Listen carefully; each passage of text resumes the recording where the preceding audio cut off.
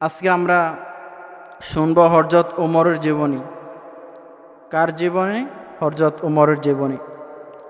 হযরত ওমর রাদিয়াল্লাহু তাআলা আনহু কিভাবে ইসলাম গ্রহণ করেছেন, হযরত ওমর রাদিয়াল্লাহু তাআলা আনহু কিভাবে রাসূলের দরবারে গিয়েছেন, সেই সম্পর্কে আমরা আজকে বিস্তারিত শুনব। আল্লাহ নবী সাল্লাল্লাহু আলাইহি ওয়াসাল্লাম একদিন তাহাজ্জুদের নামাজের পরে আল্লাহ রসুল সাল্লাল্লাহু আলাইহি ওয়াসাল্লাম দোয়া করলেন, আল্লাহুম্মা আইজ্জাতাল ইসলাম বিহাবলি রাজুলাইনি ইলাইক। হে আল্লাহ, মক্কার দুইজন থেকে যে কোনো একজনকে তুমি ইসলামের জন্য কবুল করে নাও। সুবহানাল্লাহ। আল্লাহ ওমর ইবনুল খত্তাবের বেটা হযরত ওমরকে তুমি ইসলামের জন্য কবুল করে নাও। না হয় আবু জাহেল ইবনে হিশামের বেটা আবু জাহেলকে তুমি ইসলামের জন্য কবুল করে নাও। আল্লাহ রব্বুল আলামিন হযরত ওমরকে ইসলামের জন্য কবুল করে নিলেন। সুবহানাল্লাহ। আল্লাহর নবী হযরত ওমর আল্লাহ নবী তাহাজ্জুদ নামাজের পরে হাত তুলে আল্লাহর দরবারে দোয়া করলেন, আল্লাহ, দুইজন কিংবা একজনকে তুমি ইসলামের জন্য কবুল করে নাও। ওমর ইবনুল খত্তাবের বেটা হযরতকে ওমরের জন্য তুমি কবুল করে নাও ইসলামের জন্য। না হয় আবু জাহেল ইবনে হিশামের বেটা আবু জাহেলকে তুমি ইসলামের জন্য কবুল করে নাও। আল্লাহ রব্বুল আলামিন হযরত ওমরকে ইসলামের জন্য কবুল করে নিলেন।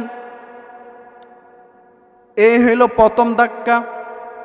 আল্লাহর নবীজি দোয়া করলেন, দোয়া সঙ্গে সঙ্গে কবুল হয়ে গেল। সব দোয়া মিস হতে পারে, নবীজির দোয়া কখনো মিস হয় না। আংতা মুস্তাজাবুদ দাওয়া, সকল নবী ছিলেন মুস্তাজাবুদ দাওয়া, দোয়া করলেই সঙ্গে সঙ্গে কবুল হয়ে যায়। সুবহানাল্লাহ। সকল নবী মুস্তাজাবুদ দাওয়া ছিলেন। আল্লাহর নবী দোয়া করলেন, দোয়ার অনেক পাওয়ার আছে। আমি দেখেছি এক লোকের ক্যান্সার হয়েছিল, তখন ডাক্তাররা বলছে কি, আপনি বেশি দিন বাঁচবেন না, 2 মাস বাঁচবেন। কয় মাস? বেশি হলে 2 মাস বাঁচবেন। তারপরে আমি দেখেছি ওই লোকটা 8 বছর বেঁচে ছিল। কয় বছর? 8 বছর বেঁচে ছিল। কিসের বরকতে? দোয়ার বরকতে। দোয়ার পাওয়ার আছে না নাই? দোয়ার একটা পাওয়ার আছে। আল্লাহ নবী দোয়া করলেন হযরত ওমরের জন্য। যখন আল্লাহ দোয়াটা কবুল করে নিলেন, সঙ্গে সঙ্গে ওমরের হৃদয়ে আল্লাহ রব্বুল আলামিন ওমরের হৃদয় ইসলামের প্রতি একটা আগ্রহ তৈরি হয়ে গেল, শীতল হয়ে গেল। ইসলামের প্রতি একটা ভালোবাসা হযরত ওমরের অন্তরে পয়দা হয়ে গেল। আল্লাহ রসুল সাল্লাল্লাহু আলাইহি ওয়াসাল্লাম, আল্লাহ রব্বুল আলামিন 3টা ধাক্কা দিলেন। প্রথম ধাক্কা দিলেন আল্লাহ রসুলের দোয়ার ধাক্কা। 2 নম্বর ধাক্কা দিলেন কোরআন শরীফে 29 পারা সূরা হাক্কা দিয়ে আল্লাহ রব্বুল আলামিন দিলেন একটা ধাক্কা। সুবহানাল্লাহ। আল্লাহ রব্বুল আলামিন বলেন, আল-হাক্কাতু মাল-হাক্কাতু ওয়া মা আদরাকা মাল-হাক্কা কাযযাবাত সামুদ ওয়া আদুম বিল ক্বারিয়া। এই সূরা দিয়ে আল্লাহ রব্বুল আলামিন একটা ধাক্কা দিলেন। সর্বশেষ ধাক্কা দিলেন সূরা তাহা দিয়ে। আল্লাহ রব্বুল আলামিন ধাক্কা দিয়ে তিনাকে ইসলামের জন্য কবুল করে নিলেন। আল্লাহ রসুলের দোয়া যখন হযরত ওমর অন্তরে লেগে গেল, তারপর থেকে হযরত ওমর আল্লাহ রসুলকে ফলো করা শুরু করলাম। আল্লাহ রসুল ডানে যা, হযরত ওমর ডানে যা। আল্লাহ রসুল যখন বামে যা, হযরত ওমর বামে যা। আল্লাহ রসুল যখন চলাফেরা করে, হযরত ওমর পিছনে লুকিয়ে লুকিয়ে আল্লাহ রসুলকে দেখে। সুবহানাল্লাহ। আল্লাহর নবীজি মসজিদে হারামে এশারের সালাত আদায় করতেছেন, সঙ্গে সাহাবীদেরকে নিয়ে আল্লাহর নবী এশরের নামাজ আদায় করতেছেন। এশরের নামাজের মধ্যে আল্লাহ রসুল সাল্লাল্লাহু আলাইহি ওয়াসাল্লাম সূরা হাক্কা তেলাওয়াত করতেছেন। সুবহানাল্লাহ। হযরত ওমর পিছনের দিক দিয়ে আসলো, লুকিয়ে লুকিয়ে আসলো। আল্লাহ রসুল এত সুন্দর কোরআন তেলাওয়াত করতেন, দুনিয়ার কোনো কারি সাহেবের তুলনা আল্লাহ রসুলের সঙ্গে চলে না, বলেন না ঠিক কিনা? আল্লাহ রসুল কোরআন তেলাওয়াত কি আহমদ বিন ইউসুফের মতো, কারি বাসিরের মতো? না, পৃথিবীর কোনো শায়েখদের, কোনো কারিদের কোরআনের ঝংকার আল্লাহ রসুলের সঙ্গে মিলবে না। আল্লাহ রসুল এত সুন্দর কোরআন তেলাওয়াত করত, যে কোরআন তেলাওয়াত শুনতো সঙ্গে সঙ্গে পাগল হয়ে যেত। সুবহানাল্লাহ। হযরত ওমর লুকিয়ে লুকিয়ে কোরআন তেলাওয়াত শুনতেছেন। হযরত ওমর ভালো আরবি বুঝতেন। আল্লাহ রসুল সাল্লাল্লাহু আলাইহি ওয়াসাল্লাম সূরা হাক্কা তেলাওয়াত করতেছেন, করতে করতে করতে তিনি মাঝে অংশ চলে গেলেন।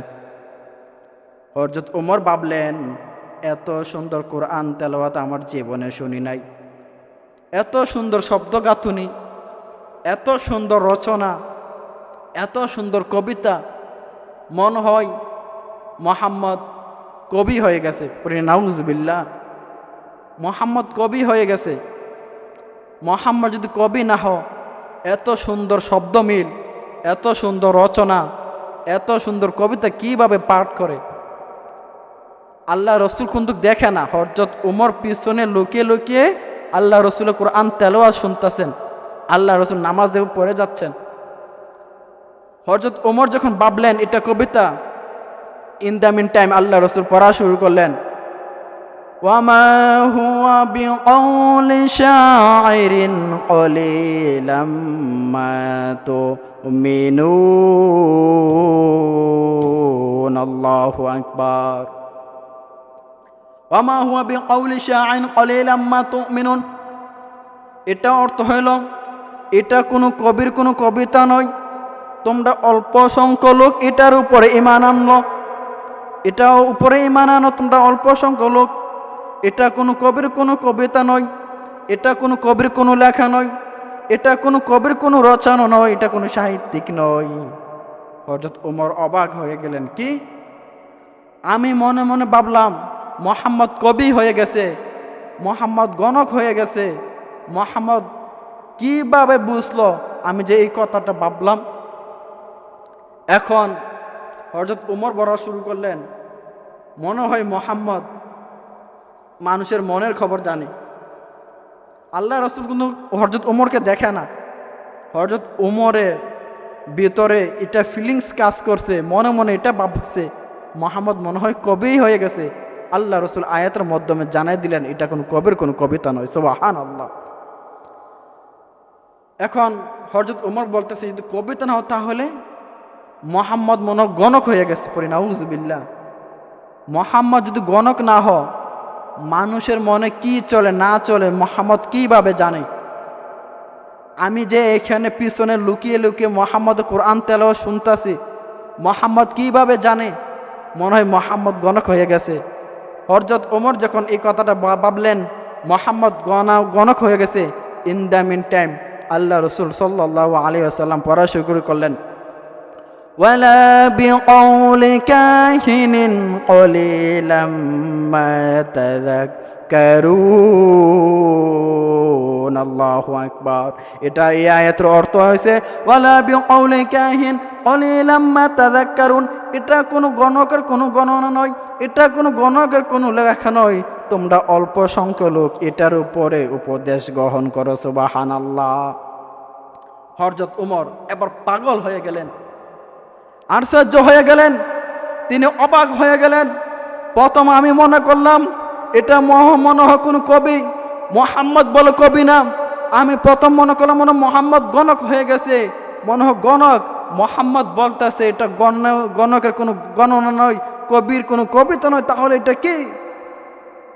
হযরত ওমর অবাক হয়ে গেলেন, আশ্চর্য হয়ে গেলেন। ইন দ্য মিন টাইম আল্লাহ রসুল সাল্লাল্লাহু আলাইহি ওয়াসাল্লাম পড়া শুরু করলেন, তানজিলুম মির রাব্বিল আলামিন। আল্লাহু আকবার। এটা হলো ওই কিতাব আল্লাহ রাব্বুল আলামিন নাজিল করেছেন। সুবহানাল্লাহ। এটা হলো দ্বিতীয় ধাক্কা। প্রথম ধাক্কা হলো আল্লাহ রাসূল সাল্লাল্লাহু আলাইহি সাল্লামের দুয়ার ধাক্কা। 2 নম্বর ধাক্কা হইল সূরা হাক্ক দিয়ে আল্লাহ রাব্বুল আলামিন দিলেন এক ধাক্কা। এবার আল্লাহ রাসূল সাল্লাল্লাহু আলাইহি ওয়াসাল্লাম এই কথা শোনার পরে হযরত ওমর হৃদয় অন্তর ইসলামের প্রতি অনেক আশ্চর্য হয়ে গেল, ইসলামের প্রতি অনেক গভীর চলে গেল, ইসলামের প্রতি মায়া হয়ে গেল, ইসলামের প্রতি তার ভালোবাসা এসে গেল। মুহাম্মদ এত সুন্দর। হযরত ওমর কি করলেন? মক্কার মধ্যে ঘোষণা করে দেওয়া হইল, মক্কার মধ্যে ঘোষণা করে দেওয়া হইল যে মুহাম্মদের কেল্লা এনে দিতে পারবে তাকে এত স্বর্ণ দেওয়া হবে, এত রূপা দেওয়া হবে, তাকে অনেক টাকা দেওয়া হবে। মক্কার মধ্যে ঘোষণা হয়ে গেল।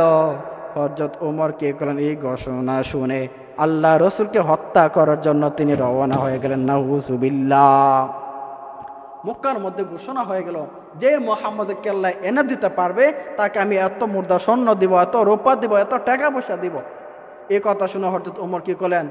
রওনা হয়ে গেলেন তরবারি নিয়ে। হযরত ওমর রওনা হয়ে গেলেন আল্লাহ রসুলকে হত্যা করার জন্য, আল্লাহ রসুল কেল্লা আনার জন্য। পথের মধ্যে এক লোকের সঙ্গে দেখা হয়ে গেল, হামজার সাথে দেখা হয়ে গেল। হাদিসের মধ্যে পড়েছে হামজাতুল আরব, তার নাম ছিল হামজা। হামজার সঙ্গে দেখা হয়ে গেল হযরত ওমরের। হযরত ওমর হামজা হযরত ওমরকে বলতেছে, হে ওমর ভাই তুমি কোথায় যাচ্ছ বলো? মক্কার মধ্যে ঘোষণা হয়ে গেল, ও যে মক্কার মধ্যে ঘোষণা হয়ে গেল যে মুহাম্মদের কেল্লা এনে দিতে পারবে, যে মুহাম্মদের কেল্লা আমার কাছে এনে দিতে পারবে তাকে স্বর্ণ মুদ্রা দেওয়া হবে, তাকে এত টাকা দেওয়া হবে। এই জন্য আমি তরবারি নিয়ে রওনা হয়ে গেলাম মুহাম্মদের কেল্লা আনার জন্য। নাউজুবিল্লাহ। তখন ওই লোক বলতেছে, তুমি মুহাম্মদের কেল্লা আনতে যাও, মুহাম্মদের কেল্লা না এনে তুমি তোমার বাড়িতে যাও। উমর বলল, কেন? তোমার বোন ফাতেমা, তোমার ভাই, তারা দুজনে ইসলাম গ্রহণ করে মুসলমানের ধর্ম তারা গ্রহণ করছে। সুবহানাল্লাহ। উমর বলছে, আপনি কি সত্যি বলতেছেন? হ্যাঁ, তারা ইসলাম গ্রহণ করেছে, মুসলমানের ধর্ম তারা গ্রহণ করেছে। গিয়ে দেখো, বিশ্বাস না হলে আগে মুহাম্মদের কেল্লা পরে তুমি আইনো, আগে তোমার বোন ফাতেমা কালিমা পরে মুসলমান হয়ে গেছে, আগে তোমার বোনকে সামলাও, পরে মুহাম্মদের কেল্লা আনতে যাও। দাও খুদা দাও আমায় আবার ওমর দরাজে দিল, দাও খুদা দাও আমায় আবার ওমর দরাজে দিল, দাও আলীর মতো বীর সেনানী, আলীর মতো বীর সেনানী জাগাতে নিখিল,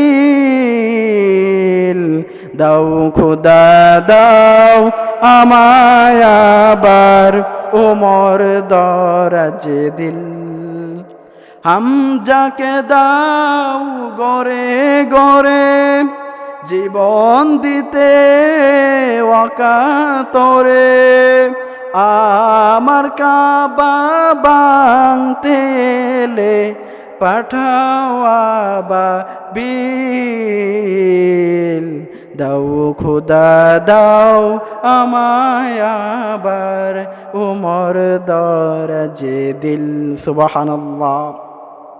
হযরত ওমর কি করলেন? তিনি বাড়ির মধ্যে রওনা হয়ে গেলেন। বাড়ির মধ্যে গেলেন, দরজা মিতে টুক্কা দিলেন। কে? বাপ, দরজা খুলে দাও। তুমি কে? তিনি বলেন, আমি হইলাম হযরত ওমর। ফাতেমা বোন কি করলেন? দরজা খুলে দিলেন।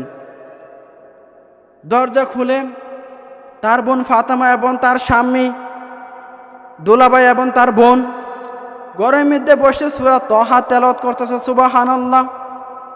ঘরের মধ্যে ঢুকে তার বোন জামাইকে অনেক অত্যাচার শুরু করে দিল, তাদের দুইজনের উপর মারধর শুরু করে দিল, অনেক অত্যাচার মারতে মারতে শরীর দিয়ে রক্ত বাইর করে ফেললো। হযরত ওমর তাদের প্রতি একটু দয়া হয়ে গেছে, আমার বোনকে আমি কিভাবে মারি, আমার বোনকে মারা এটা ঠিক হবে না। হযরত ওমর এবার বোনকে জিজ্ঞেস করল, হ্যাঁ বোন, এতক্ষণ কি পড়তেছিল বলো। ভাই, আমরা কিছু অংশ কোরআন তেলাওয়াত করতেছিলাম। হযরত ওমর বলে, আমাকে দাও। বোন ফাতেমা বলতেছে, রিজসুন, আপনি নাপাক, আপনি এটা ধরতে পারবেন না, আপনি নাপাক। লা ইয়ামাসসুহু ইল্লাল মুতাহহারুন, আপনি পাক পবিত্র হয়ে আসেন তারপরে আপনি ধরেন।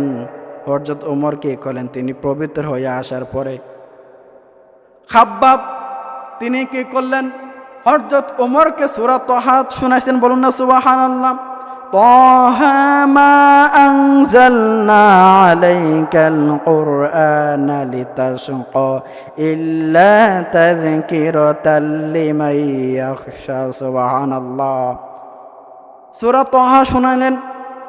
সূরা তাহা শোনানোর পরে হযরত ওমর খাব্বাবকে বলতেছেন, মুহাম্মদ কোথায়, আইনা মুহাম্মদ, মুহাম্মদ কোথায়। খাব্বাব বলছে, ওই যাও তুর পাহাড়ে, ওই পাহাড়ে পরদেশে হযরত মুহাম্মদ গোপনে গোপনে ইসলাম দাওয়াত দিচ্ছে, তুমি মুহাম্মদের কাছে যাও।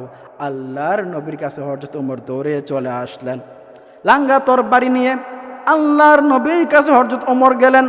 ওমর যাওয়ার পরে সাহাবীরা হযরত ওমরকে দেখল। হযরত ওমরকে দেখার পরে সাহাবীরা বলতেছে, ইয়া রাসূলুল্লাহ, ইয়া হাবিবাল্লাহ, ওগো আল্লাহর নবী, আপনি এখান থেকে চলে যান, আপনি এখান থেকে চলে যান। ওই দেখেন হযরত ওমর আসতেছে তরবারি নিয়ে আপনাকে হত্যা করার জন্য। আল্লাহর নবী বলেন, হে সাহাবেরা, তোমরা এখান থেকে সরে যাও, আমাকে জায়গা করে দাও, ওনাকে জায়গা করে দাও, হযরত ওমরকে আমার কাছে আসতে দাও।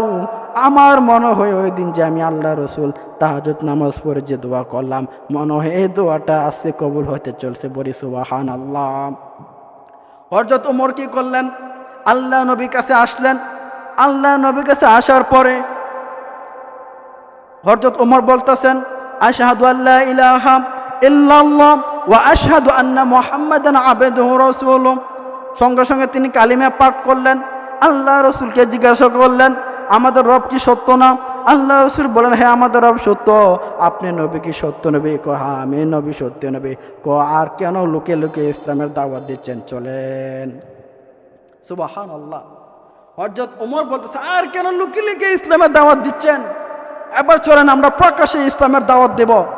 আল্লাহ রসুল বলছেন, ওমর, এটা মাক্কি জীবন, এখানে প্রকাশ্যভাবে ইসলামের দাওয়াত দেওয়া যাবে না। শত্রু কাফের নাস্তিক বেঈমান আমাদের উপর অনেক অত্যাচার অবিচার করবে, এখানে প্রকাশ্যে দাওয়াত দেব না। আমরা মাদানী জীবনে প্রকাশ্যে দাওয়াত দেব। যখন আল্লাহ আমাদেরকে বিজয় দান করবেন তখন আমরা প্রকাশ্যে ইসলামের দাওয়াত দেব। আল্লাহ রসুল সাল্লাল্লাহু আলাইহি সাল্লাম এই কথা শুনে হযরত ওমর বলতেছেন, আমি আছি, আপনি আমাকে শুধু একটু অনুমতি দেন। আল্লাহ রসুল সাল্লাল্লাহু আলাইহি ওয়াসাল্লাম অনুমতি দিলেন। হযরত ওমর বের হয়ে গেলেন, দুইটা কাতার করলেন। এক কাতার হলেন হামজা, দুইটা কাতার করলেন। হাদিসের মধ্যে আমি যেটা পড়েছি, দুইটা কাতার করলেন। এক কাতারে ছিল 6 জন, আরেক কাতারে ছিল 5 জন, মোট 11 জন মিলে দুইটা কাতার সারিবদ্ধ করেছে। হযরত ওমর কি করলেন, আল্লাহ রসুলকে এক কাতারে দাঁড় করালেন, আর হযরত ওমর হামজা দুজন মিলে এক কাতার দাঁড়ালেন। তাই বলছেন, এখান থেকে আমরা কাবা ঘর পর্যন্ত আমরা ছোট একটা তাকবীর দিব। আপনি আসেন। ওই দিন 11 জন তাকবীর দেওয়ার জানলে বেশি মানুষ লাগে না, একজনে পুরা গোটা দুনিয়াকে ইয়া করে ফেলতে পারে। হযরত ওমর কি করলেন, তাকবীর দেওয়া শুরু করলেন। 11 জনকে নিয়ে তাকবীর দেওয়া শুরু করলেন। আল্লাহু আকবার, আল্লাহু আকবার, আল্লাহু আকবার। তিনি তাকবীর দিয়ে গোটা পৃথিবীকে তিনি জানিয়ে দিয়েছেন সুবহানাল্লাহ।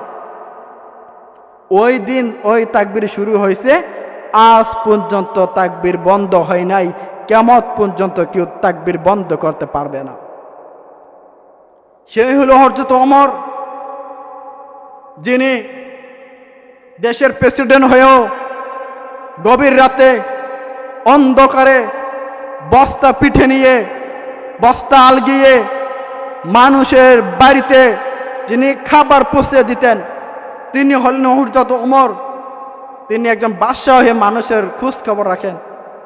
আর আমরা দেশে তো সারছে, নিজে খাইতে পারে আরেকজন কি খোঁজ খবর রাখবো, ঠিক কিনা? যদি ওমরের মতন যদি দেশ চালাইতো, আজকে মানুষ কখনো কষ্ট হয়ে জীবন যাপন করতো না। আল্লাহ রাব্বুল আলামিন বুঝে আমল করবার তৌফিক দান করক। ওয়া আখির দাওয়ানা আলহামদুলিল্লাহি রাব্বিল আলামিন। আসসালামু আলাইকুম ওয়া রাহমাতুল্লাহি ওয়া বারাকাতুহু।